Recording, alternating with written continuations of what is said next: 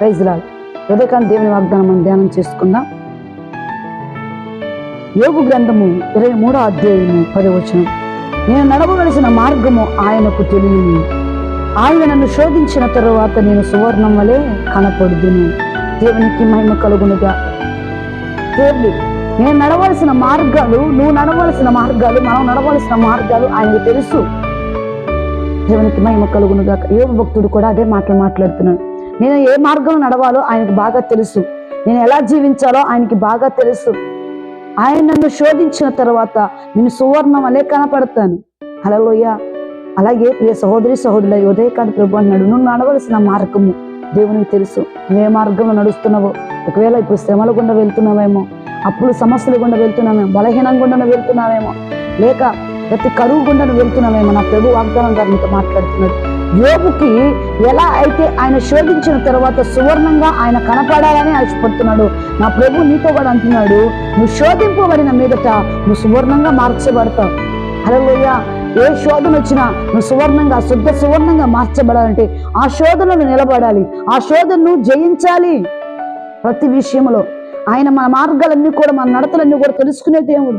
మనం ఎక్కడ నడుస్తున్నావా, ఎలా మాట్లాడుతున్నావా, ఎలా జీవిస్తున్నావా, ఆయనకి సమస్తము తెలుసు. కాబట్టి నువ్వు శోధనలో ఉన్నావని కృంగిపోవద్దు. నా ప్రభు అంటున్నాడు, నువ్వు శోధింపబడిన మీదట నువ్వు సువర్ణంగా మార్చబడతావు. యోబుకి ఎన్ని శోధనలు వచ్చినాయండి. యోబు చుట్టూ అంత ముందు కంచె ఉంది. దుష్టుడు వచ్చి ఆయన చుట్టూ ఉన్న కంచెని తీసివేస్తే నీ కుమారుడు అలాగే భక్తి విడవకుండా ఉంటాడేమో చూద్దాం అన్నాడండి. యోబుకు దేవునికి కలిగిన దేవునికి సాతానికి కలిగిన ఆ యుద్ధము మా పక్షాన, యుద్ధములో ఎవరిని గెలిపించాడు యోబు తెలుసా? దేవుని గెలిపించాడు. దేవుడు యోబును ఎలా శోధించాడంటే, తనకున్న పిల్లలందరూ ఒక్కరోజే మరణించారు, పనివారు మరణించారు, తనకున్న ఆస్తి అంతా కోల్పోయాడు. తన భార్య వచ్చి తను దూషించింది, నీ దేవుని దూషించి నువ్వు మరణముకా అని మాట్లాడింది. తన స్నేహితులు వచ్చి కూడా కొన్ని దినాలు ఆయన కొరకు ప్రార్థించి, నువ్వు ఆ శోధనలో ఉంటున్నావు, మేము తప్పించలేము, నేను రక్షించలేము అన్నట్లుగా మాట్లాడి ఆయనకి ఎంతో బాధ కలిగే విషయాలు మాట్లాడి వారు వెళ్ళిపోయినట్లు కనపడుతుంది. అయినప్పటికీ చూడండి, శోధనలో కూడా ఆయన ఎలా ఉన్నాడు తెలుసా? దేవుని మీద నమ్మకంతో ఆయన దేవుని మీద ఆనుకొని ఉన్నాడు. ఒకవేళ నీకు కలిగిన శోధన బట్టి, నీకు కలిగిన నిందన బట్టి, నీకు కలిగిన అవమానాన్ని బట్టి నువ్వు కృంగిపోతున్నావేమో, అయితే ఒక్కసారి యోబు భక్తుడిని జ్ఞాపకం చేసుకోండి. యోబుని మీరు జ్ఞాపకం చేసుకోండి. యోబు గారికి ఎన్నో శ్రమలండి. ఆయన శరీరానికి శ్రమ వచ్చింది, రోగం వచ్చింది, ఒంటి నిండా కురుపులే, చెల్లపెంకుతో కూర్చొని గీక్కునే స్థితికి వెళ్ళిపోయాడు. అయినప్పటికీ అంటున్నాడు కదా, చూడండి అంటున్నాడు, నేను నడవవలసిన మార్గాలు నా ప్రభువుకు బాగా తెలుసు, ఆయన నన్ను శోధించిన తర్వాత నేను సువర్ణంగా మార్చబడతానని.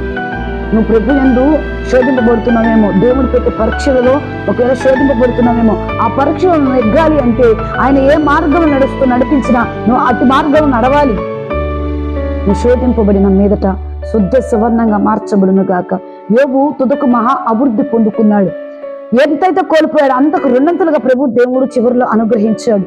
నీకు కూడా ఇప్పుడున్న స్థితిని బట్టి, నీకున్నది కోల్పోయి నీకున్న దాన్ని బట్టి నువ్వు కృంగిపోయి బాధపడుతున్నావేమో, అయితే ఆయన మార్గంలో నువ్వు నడువు, ఆయన సన్నిధిలో యథార్థంగా ప్రవర్తించు, యోబు గారి వలె భక్తి జీవితాన్ని కొనసాగించు.